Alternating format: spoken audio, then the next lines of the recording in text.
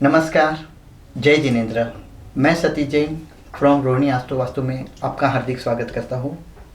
आशा करता हूँ कि मेरे रोहिणी आस्ट्रो परिवार के सभी सदस्य स्वस्थ, सुखी और संपन्न होंगे और मैं परमात्मा से हमेशा यही कामना करता हूँ कि मेरे हर सदस्य स्वस्थ, सुखी और संपन्न रहे।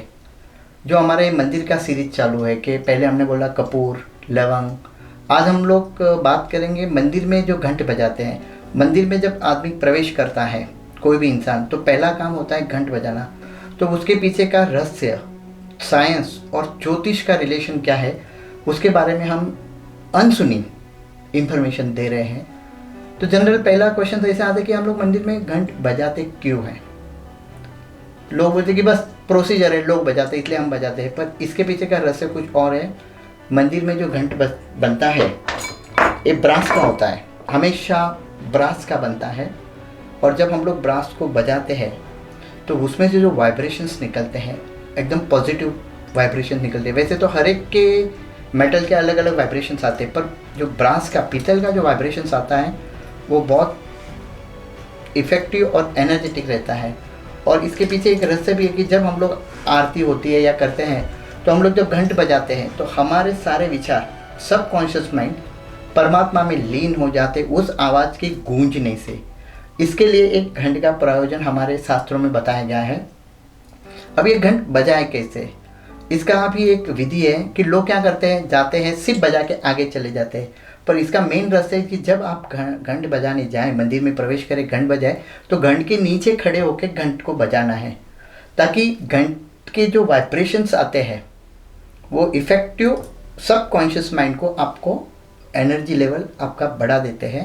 और आपके जो भी बाहर के विचार है, संसार के या मंदिर के बाहर के, उसे कनेक्शन कट हो जाता है। तो इस वाइब्रेशन में इतना पावर है। अभी हम लोग बात करेंगे कि ज्योतिष के हिसाब से घंट कैसे बजाते जाता है। तो इसमें बहुत सारा रहस्य है। लोग बस पता नहीं रहता तो घंट बजाते हैं, जाते हैं, कोई एक बार बजाता है, 5 बार बजाता है, पर इसमें भी रहस्य है। अगर आपको सुख, समृद्धि और सब चाहिए तो मेरे बताए हुए हिसाब से आप एक घंट का नाद करेंगे तो श्योर आपको बहुत सारा फ़ायदा होगा और इसका लॉजिक भी समझ में आएगा। तो पहला लॉजिक ये है कि घंट कैसे बजाते हैं। जब हम मंदिर में जाते हैं तो सबसे पहले तो मैं मुद्रा दिखाता हूँ कि आपकी लेफ़्ट हैंड, आपकी लेफ़्ट की 5 उंगलियाँ जॉइंट करनी है। जैसे हम लोग खाना खाते वैसे ही पंचतत्व बोलते हैं, इस पंचतत्व को आपको जॉइंट करना है। लेफ़्ट हैंड को, पंचतत्व को जॉइंट करके आपको घंट बजाना है। तो अभी ज्योतिष से हम लोग रिलेटेड बात करेंगे कि अगर आपके घर में सुख, समृद्धि और शांति चाहिए तो उसके लिए आपको सिर्फ एक ही बार घंट बजाना है।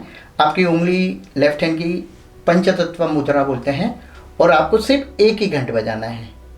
इससे आपके घर में सुख, शांति, समृद्धि आएंगी। दूसरी बात, एक जो आंकड़ा है वो सूर्य को लीड करता है।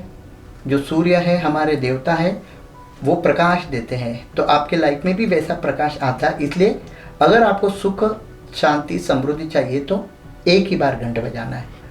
अभी बाद में जो बारी आती है कि 3 बार घंट बजाएं। बहुत से लोगों के जीवन में बहुत सारी परेशानियां रहती है कि लोगों का बहुत मेरे ऊपर कर्जा है, वो कर्जा फिट रहा नहीं है। वो कर्जा फिटने के लिए कितनी बार बजाए, तो इसमें बहुत सारा अच्छा लॉजिक है कि आपको पंचतत्व उंगली मुद्रा लगाना है और 5 बार आपको घंट बजाना है। वापिस एक बार मैं बताता हूँ, 5 उंगलियाँ आपको लेफ्ट हैंड में करनी है और 5 बार स्ट्रोक लगाना है घंटे के। 1 2 3 4 5। 5 का आंकड़ा बुध को लीड करता है। बुध यानी बुद्धि। जब आप लोग 5 बार घंटा बजाते हैं तो आपका बुध ग्रह पावरफुल होता है, तो आपको नई नई आइडियाज़ आती है बिजनेस रिलेटेड, मैनेजमेंट के रिलेटेड। तो उससे क्या होगा, आपका बिजनेस भी अच्छा बढ़ेगा, आपके डिसीजन अच्छे होंगे और आपका कर्जा धीरे धीरे कम होने लगेगा। उसके बाद बारी आती है कि लोग बहुत बार बोलते हैं कि हमारे ऊपर कुछ ब्लैक मैजिक किया है, नज़र लगती है, किसी ने दुकान बांधा है, घर बांधा है, क्लेशेस हो रहे हैं, कुछ तांत्रिक विद्या हो रही है। तो उसके लिए भी यही उपाय है कि आप पंच तत्व मुद्रा लगाइए और 7 बार आपको घंटनाद करना है। आपको पंच मुद्रा लगा के लेफ्ट हैंड से राइट हैंड से 7 बार घंटनाद करना है, घंटनाद करना है। उससे जो भी ब्लैक मैजिक, जो भी नेगेटिविटी है वो निकालने में आपको सहायक करती है।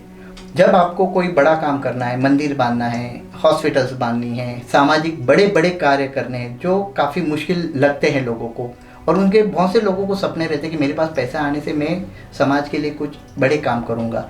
तो बड़े कामों के लिए भी आपको पंचतत्व मुद्रा लेफ्ट को लगानी है, 3 बार घंटे बजानी है, 1 2 3, रुकना है, वापिस 1 2 3, 1 घंटे बजा के आप मंदिर में प्रवेश करके मंदिर का दर्शन कर सकते हैं। तो इससे बहुत सारा फायदा होगा। अभी लोग बोलते हैं कि सिर्फ घंटी बजाने से क्या होता है। जब हम लोग घंट बजाते तो आपका सबकॉन्शियस माइंड और जो अभी मैंने जो रीजंस बताए वो आपके माइंड में सेट हो जाएंगे कि जब आप घंट बजाते हैं तो वो आएगा, नहीं मेरे घर में सुख समृद्धि चाहिए, तो ऑटोमेटिकली पॉजिटिव थॉट्स आपके माइंड में आने लगेंगे। या फिर मुझे कर्जा चुकता करना है, या फिर मुझे कोई बड़ा काम करना है, ऐसे सब हम लोग विचार करते हैं तो वो आपके सबकॉन्शियस माइंड में फिट होता है और वो एक्टिवेट आता है। It's called the visualization. हम लोग विजुलाइज करते हैं, तो विजुअलाइजेशन से बहुत सारा फ़ायदा होता है। तो आगे भी हम लोग बता रहे हैं कि एक घंटे बजाने से कितना लाभ होता है। पर ऐसा नहीं कि एक ही बार मंदिर में गए और हो गया, इसके लिए आपको रोज़ मंदिर जाना पड़ेगा तो वो वर्क करेगा, नहीं तो वो बिल्कुल वर्क नहीं करेगा। कि रोज़ भले आप सुबह जाओ शाम को जाओ, मंदिर की बात कर रहा हूँ मैं, घर की बात नहीं कर रहा हूँ। कोई अच्छे मंदिर में जाते हो, बड़े मंदिर में जाते हो, पुरातन मंदिर में जाते हो, कोई तीर्थ पे जाते हो, तो तभी बजाना है। मैं वापस एक बार आपको लाइव करके दिखा रहा हूँ कि कैसे घंट को बजाना है। अगर आपको सुख समृद्धि चाहिए तो आपको एक बार घंट बजाना है। अगर आपको कर्जा है, कर्जे से मुक्ति करनी है तो 5 बार घंट बजाना है। अगर आपके ब्लैक मैजिक है, निगेटिविटी है, बहुत सारे थॉट्स, गलत थॉट्स आ रहे हैं, तो उसके लिए 7 बार घंट बजाना है। और लास्टली समाज के लिए कुछ करना है, कुछ बड़ा काम करना है, उसके लिए आपको 3 बार घंट बजाना है, 2 बार, यानी 1 आपको रुकना है, वापस 3 बार बजाना है। ऐसा करने से जो बेल की जो वाइब्रेशंस आएंगे उससे गुरु तत्व आपका बढ़ जाएगा। 3 बार जो बेल बजाते हैं वो गुरु तत्व को लीड करता है।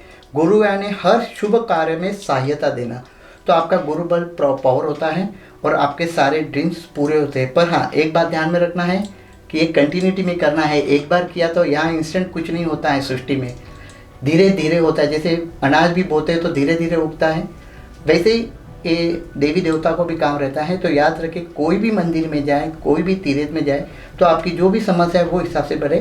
सिर्फ ये जो पंचतत्व मुद्रा है लेफ्ट को तो आपको लगानी ही लगानी है, क्योंकि घंट तो मंदिर में टंगी रहती है।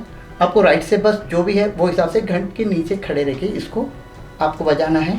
और घंट का और एक बहुत बड़ा रहस्य है जो हम लोग दान की महिमा बताएंगे, उसमें आएगा कि मंदिर में घंट दान क्यों देना, तो उसका क्या लॉजिक है वो अगले एपिसोड में हम लोग जरूर बताएंगे। जय जिनेंद्र, धन्यवाद धन्यवाद धन्यवाद।